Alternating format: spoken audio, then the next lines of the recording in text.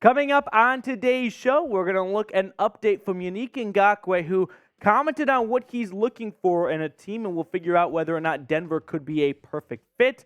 And then we have a trade candidate via Bleacher Report we'll explore at the back half of today's show. So all that coming your way, but before we jump into the first segment, shout out your city. We picked up a lot of new subscribers so far in the offseason, and it's always good to see where everyone is watching from. So scroll on down to the comment section. Let me know where you are tuning in from. Let's see who the furthest Broncos fan is from Denver. Type your city you're watching from right now.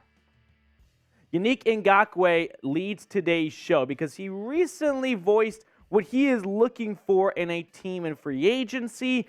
Frankly, I am shocked that he is still on the market in early June. I don't think anyone saw this coming after he came off a 7th straight 8+ sack season. Now, PFF doesn't really care about his sacks all that much because they ranked him 108th out of 119, which I think speaks to his poor run defense and his boomer bust tendencies, where he's going to get you those 8+ sacks, but the rest of the snaps are going to be like empty calories sort of. So I think this could be a reason why no team has signed him. Maybe he's asking for a boatload of cash and he's just going to wait out teams and there has been interest.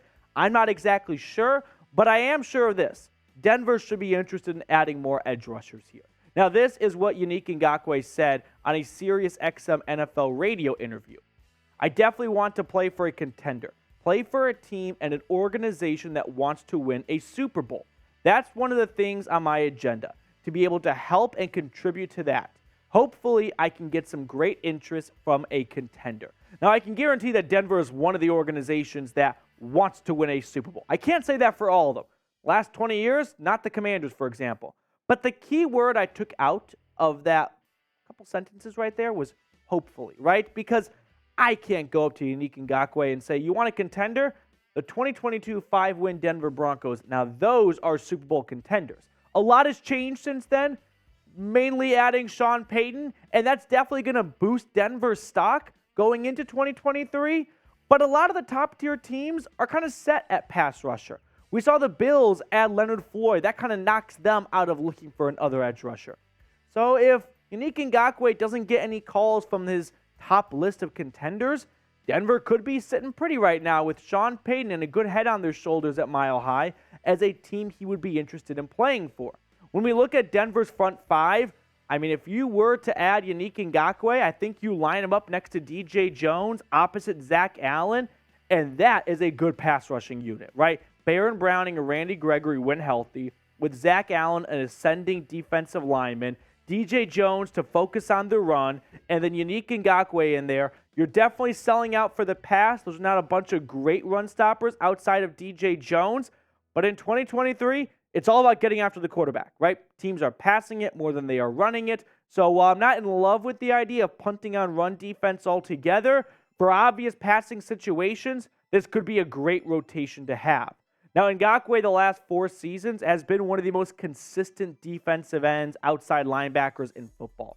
Has never gone below 8 sacks in a season. The last 2 years combined for 19.5 sacks, with the Raiders in 2021 putting up 10, and last year for the Colts 9.5. And he would fit in quite nicely for this edge rushing unit in Denver, because look at the stats last year. The highest sack getter was Baron Browning, with Zach Allen, with 5.5 sacks. The highest sack getter for the Broncos last year was Baron Browning with 5 sacks. So this is a room that has some optimism in it, right? A lot of hope that when healthy, this unit can be very productive. But what happens if Randy Gregory plays 6 games again? And if Baron Browning is just another 5-sack player, which is fine, right?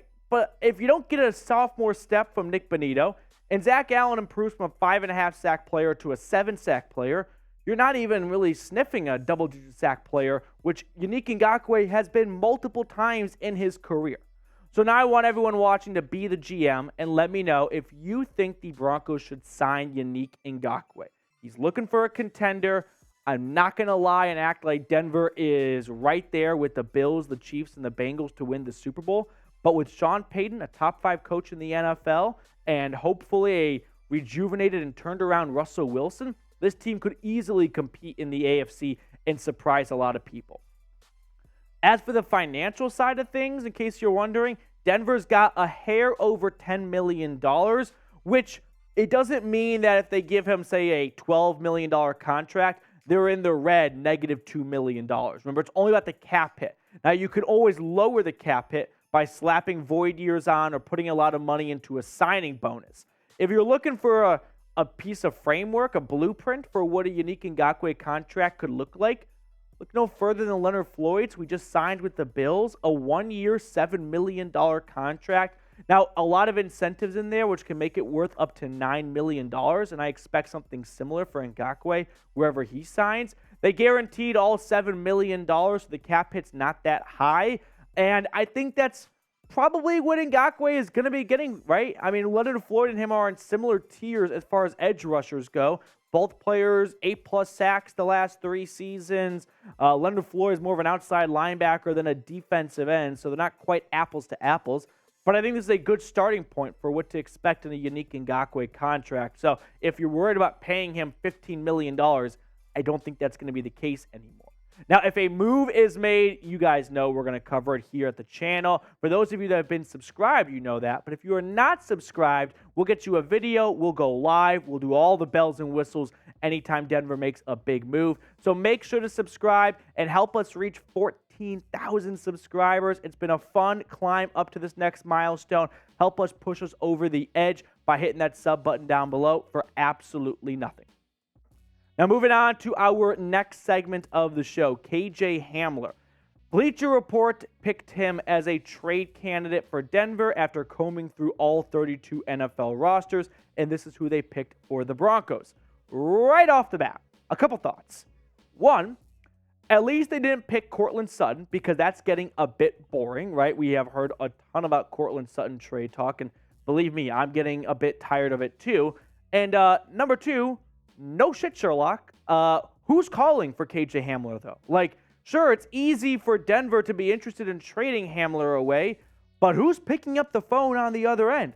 This is not a KJ Hamler slander portion. This is just being honest. When you have missed as much time as Hamler has and the run of injuries he has had, no team is probably going to be interested in trading for him. They'll just wait for him to be cut and then sign him after the 53-man roster cuts are made.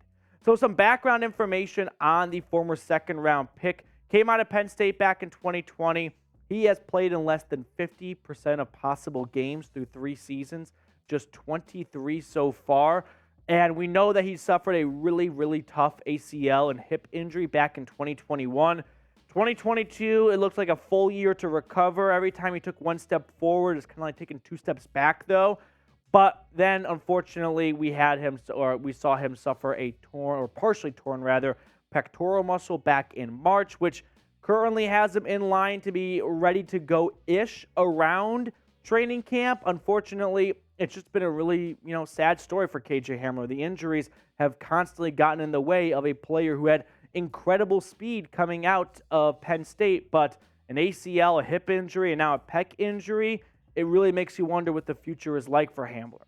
Now, before we get into this even further, today's sponsor, BetUS, has your back. When you guys go to chatsports.com/bet, they don't just give you a deposit bonus with some buckaroos in it. They're going to give you a 125% deposit bonus when you use the promo code Broncos125. Sign up today. Put some money down on the NBA Finals, the MLB.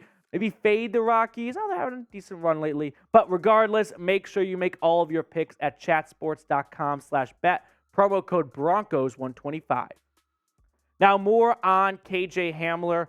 He has 3 touchdowns in his 3-year NFL career. If I remember, all 3 came in his rookie season. Just 620 yards, 42 grabs.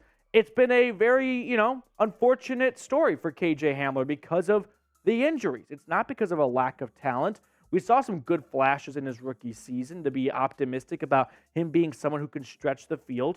Ultimately, they sort of punted on that idea, I think, when they added Marvin Mims in the draft because that's what they hoped KJ Hamler would have been. But the story for his career has been the injuries. Had a concussion in his rookie season, and then in 2021, early on, the ACL tear, which was not your average ACL tear. It was more than just that. They had to move parts of, I think, skin or tissue or whatever from one knee to the other knee, a dislocated hip. It was a brutal recovery and road back for Hamler. And last year, he was on and off with a hamstring strain, and then this year in the offseason while working out a partially torn pec. So it's been a long list of injuries, and it's a bummer. It sucks to see. It really does. But who is calling to trade for a wide receiver who's got an injury list that's equivalent to a CVS receipt? I just don't see a team out there, Bleacher Report, who is dying to pick up the phone and trade for a guy who is coming off a partially torn pec in the offseason. And in the regular season, it was another soft tissue injury, the hamstring. Before that, an ACL, a hip, and a concussion before that. It's just not adding up to me for any team to be interested in trading for Hamler. They're going to look at Denver's roster, and they're going to start counting the wide receivers and go, Sutton, Jeudy, Patrick, Marvin Mims, Marquez Callaway. You're running out of roster spots. We'll just wait you out. So for that reason, I don't think this trade is very likely. And if you're Denver, why trade him for nothing, right? If he can recapture that second-round talent, boom, you held on to him. You went through the up and downs, and now you come out the other side, and KJ Hamler's healthy and hopefully a very productive speed receiver. You trade him for a 2028 7th-round pick that you're never going to see. If you're not going to get anything for him, why not hold on to him? The only way I see them trading Hamler is if they tell Hamler, we're going to cut you. We like you. We can trade you now to a destination sort of your choice to give you a leg up so you're not a free agent and you got an inside track to maybe make their 53-man roster. That's really the only path I see for Hamler, and it's a bummer because injuries suck. That's going to do it for us on this edition of the Broncos Breakdown. Thank you all so much for tuning in, taking some time out of your day to come hang out with me. If you like today's show, like the video, subscribe, comment, all those YouTube cliches. Greatly appreciated.